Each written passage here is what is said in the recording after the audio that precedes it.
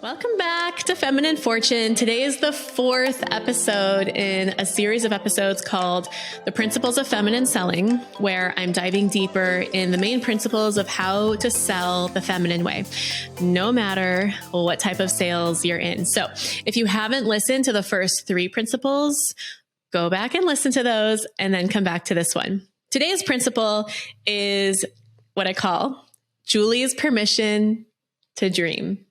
And this is about how to design your dreams and how to change your approach to the way you design your dreams and the way that you get to your dreams now so that they actually happen. And here's the first thing I want to say about that.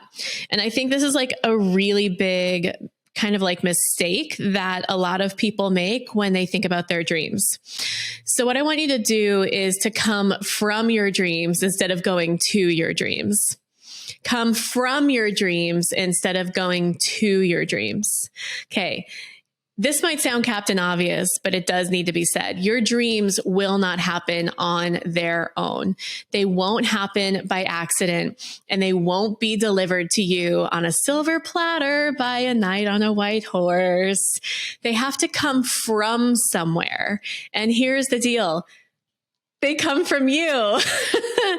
And you have to change the way you think about your dreams as being like out there, somewhere in the future, far away from your reach. No, that's a lie. Your dreams come from right now. And you have to show up right now as if you are that future self now. Like you're the future self right now who thinks the way that the person who has their dreams thinks. What does she believe? What does she know to be true with a capital T? What does she say? How does she walk? How does she talk? What are her routines and habits? And how does all of this relate to sales?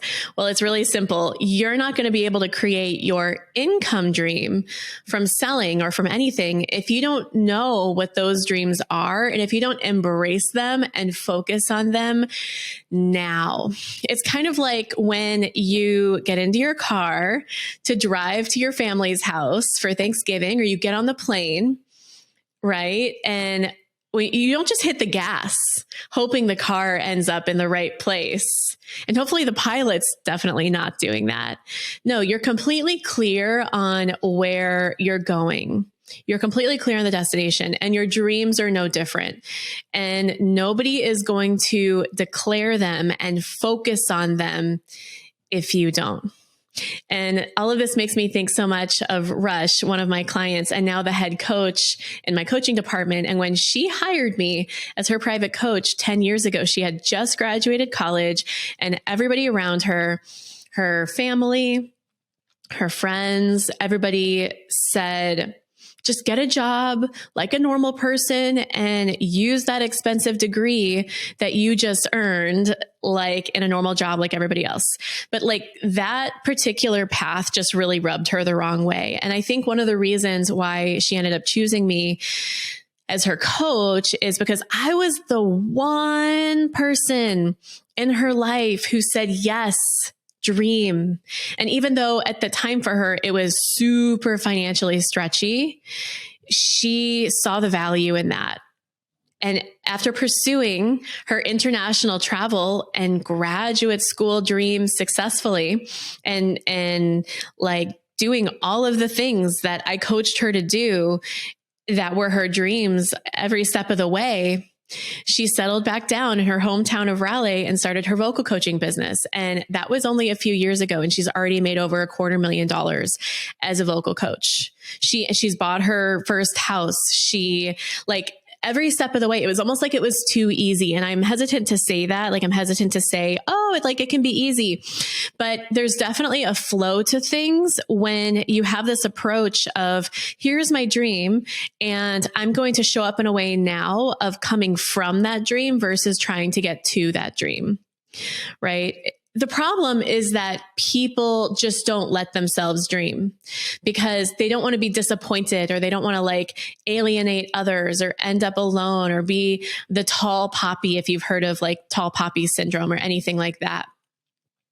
And people fall prey to their limiting beliefs.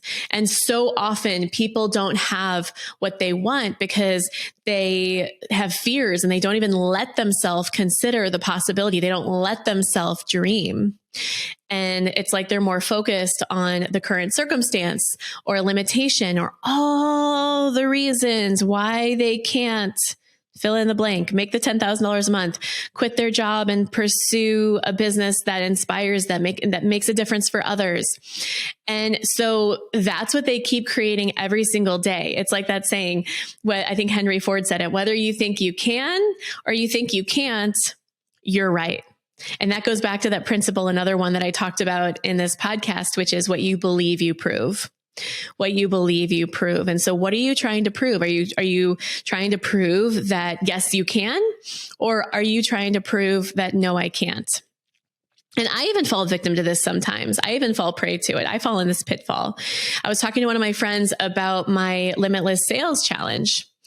And she was like, she's one of those straight shooters, you know what I mean? Just like says it like it is, one of those people.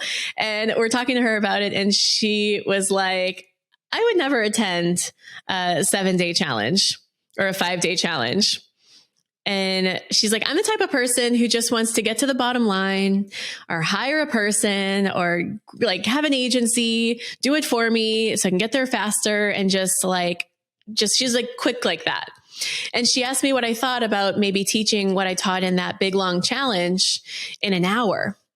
And I was like, whoa, no. Like all of my limiting beliefs immediately came up. And anyone who's been to one of my challenges would probably agree. It's like hours and hours and hours and hours and hours of jam-packed, like a lot of value. And so she's like, but what if you could? And right in that moment when she said, but what if you could?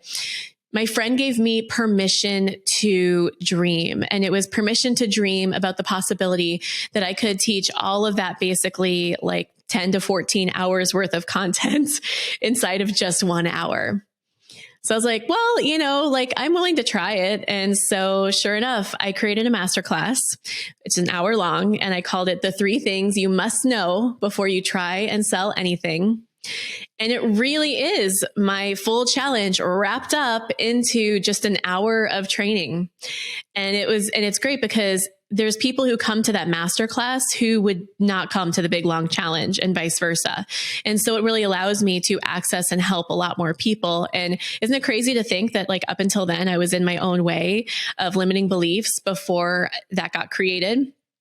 So it was kind of like my friend had to give me permission to dream. So similarly, I'm here to give you permission to dream. The other one here that I really want you to get connected to is your why, and not just your why, because I know everyone talks about that, but it's also the why behind your why, right? You've probably heard it. Knowing your why is completely crucial, but knowing the why behind your why makes you unstoppable. Okay. It's the one thing that will keep you moving forward when things get hard. And it's not if things get hard, it's when things get hard. So struggles are going to come up. You're going to have resistance. You're going to have fears. There's going to be obstacles. And your why is the thing that keeps you going and keeps you showing up. And if you don't know your why, and especially your why behind the why, and I'll explain what that is in a second, if it's not at the forefront of your mind every day, at some point you will get stopped and blocked. And no matter how skillful or talented or devoted you are, and it's the difference between like a check the box energy and the energy of coming from a place of deep, profound drive and being compelled. Like that energy is so different and it produces very different results. So the why behind the why is really simple. It's you ask yourself, why is it important to you to do the thing you're doing and create the results you're creating? You answer that question. And then you ask yourself, okay, and why is that important? So for me, it's like, why is it important to me that I do this podcast? I'll even just answer that right now. Why is it important to me that I do this podcast? It's important to me that I do this podcast because it's important to me to get this information out to as many women as I possibly can. Okay, so what's the why behind that why?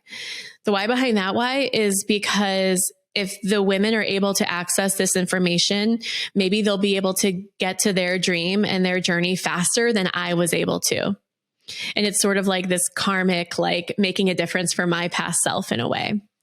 And that drives me. That really drives me. Even when I'm tired, even when I have resistance, even when I'm scared, it drives me and it changes my energy.